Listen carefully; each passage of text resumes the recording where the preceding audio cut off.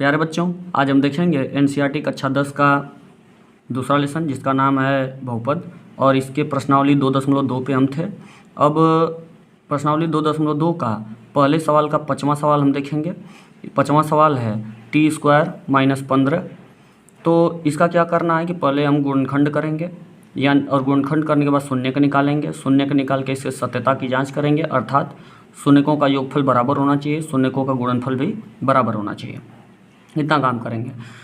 प्यारे बच्चों, अगर ये वीडियो आपको अच्छा लगे तो इसे लाइक करें, चैनल को सब्सक्राइब करें, अपने दोस्तों से शेयर करना ना भूलें।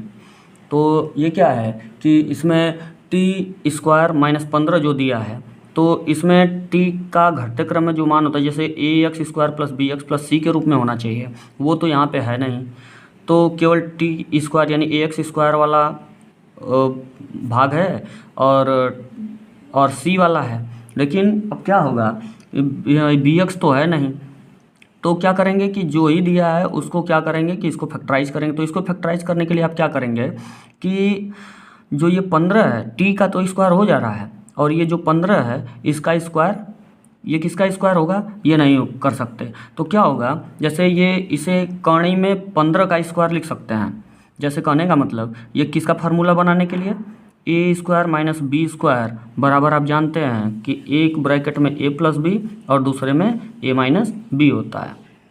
तो अगर ये है तो इसका मतलब कि इस रूप में इसे बनाना है, तो फैक्टराइजेशन आराम से हो जाएगा। तो चलिए, ए की जगह कितना है टी, और बी की जगह ये किसका स्क्वायर लिख सकते हैं, 15 को कर्णी में, जैसा कि मैंने बताया कि कर्णी में 15 का, तो टी स्क्वायर कर दिया हमने, और इसके बाद फिर टी स्क्वायर कर दिया। फिर इसके बाद यहाँ 15 का क्या लिखेंगे, कर्णी में 15 का स्क्वायर। अब देखिए कि अब ये इस रूप में हुआ, ए स्क्वायर माइनस बी स्क्वायर के फॉर्म में, इस फॉर्म में बन गया। तो ए की जगह कितना टी और बी की जगह कर्णी में 15, तो ये स्क्वायर है। तो जब इस रूप में बन गया तो इसे क्या लिख सकते हैं, एक ब्रैकेट में टी और कर्णी में 15 को प्लस के रूप में और दूसरे ब्रैकेट में माइनस के रूप में। यानी अब इस पे रखिए तो क्या होगा कि टी, एक ब्रैकेट में टी और प्लस कर्णी में 15 और एक ब्रैकेट में इसे माइनस के रूप में। तो अब क्या करेंगे कि इसे माइनस के रूप में लिखिए, टी माइनस कर्णी में 15, कर्णी में 15। अब क्या होगा कि अब इसका शून्य का निकालेंगे, गुणनखंड तो हो गया इसका, तो इसका शून्य का निकालेंगे तो बारी बारी से सबको 0 के बराबर रखते हैं, यानी शून्य के बराबर, तो शून्य का निकलता है। अब ये क्या है कि टी प्लस कर्णी में 15 बराबर 0, तो टी बराबर कितना हो जाएगा, टी बराबर माइनस, इधर जाएगा प्लस में है तो इधर जाके माइनस कर्णी में 15 हो जाएगा। और अब देखेंगे कि अब इसे इसका शून्य का निकालेंगे, तो टी माइनस कर्णी में 15 बराबर 0। तो अब क्या होगा कि टी बराबर, इधर ये माइनस में है तो इधर आके प्लस में हो जाएगा, यानी कर्णी में 15 या प्लस कर्णी में 15। तो यही जो पहला मान है, जो पहला शून्यक है, वो उसे अल्फा कह रहे थे, इसे हम लोग क्या कह रहे थे, बीटा कह रहे थे। तो अब देखिए कि अब ये तो शून्य का निकल गया, ये हमारा आंसर हो गया एक। लेकिन इसके बाद अब सत्यता की जांच करनी है, तो शून्यकों का योगफल यानी योग बराबर अल्फा प्लस बीटा बराबर माइनस बी बाई ए होता है।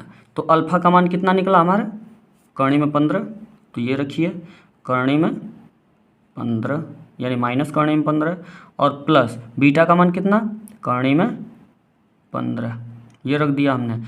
बी का मान देखिए आपका ऊपर बी का मान नहीं दिया है, यानी a x square plus b x plus c, तो बी एक्स यानी कि जैसे a t square plus b t plus c होना चाहिए। तो इस यहाँ पे बी टी वाला कोई फॉर्म नहीं दिया है, केवल सी का और ए का वैल्यू यहाँ पे निकाल सकते हैं। तो टी स्क्वायर का जो वैल्यू होगा, इसका गुणांक, वो ए होगा जो कि 1 होगा, और यहाँ बी का वैल्यू नहीं है, यहाँ पे सी का वैल्यू दिया -15।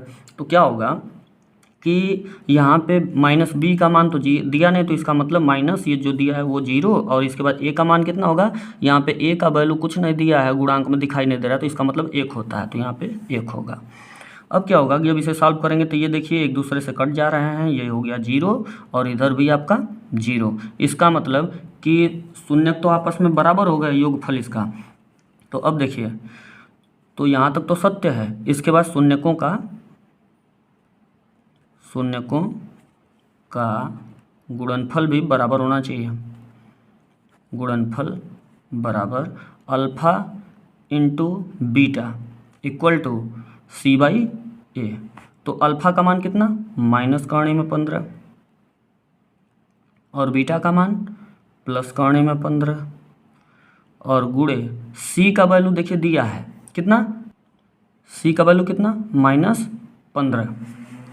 तो ये आप करेंगे तो ये बराबर है, यहाँ बराबर लिखिए, ये नहीं, और ये बराबर, और इसके बाद C का वैल्यू कितना, -15।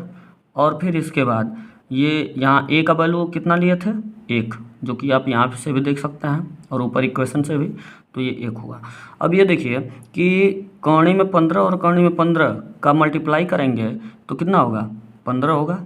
यानी कि समान कॉर्णी का अगर कॉर्णीगत संख्याओं का अगर गुणा होता है तो वही संख्या ही उसका उत्तर बनती है। अगर कॉर्णी में 2 कॉर्णी में 2 का होगा तो 2 होगा, कॉर्णी में 3 कॉर्णी में 3 का होगा तो 3 होगा। इसी तरीके से कॉर्णी में 15 कॉर्णी में 15 का होगा तो 15 होगा। और फिर इसके बाद यहाँ पे ये माइनस इक्वल टू, ये 1 से भाग देंगे तो ये भी -15। तो इतना ही, तो ये भी आपस में बराबर हुआ, इसका मतलब इसके सत्यता की जांच हो चुकी है।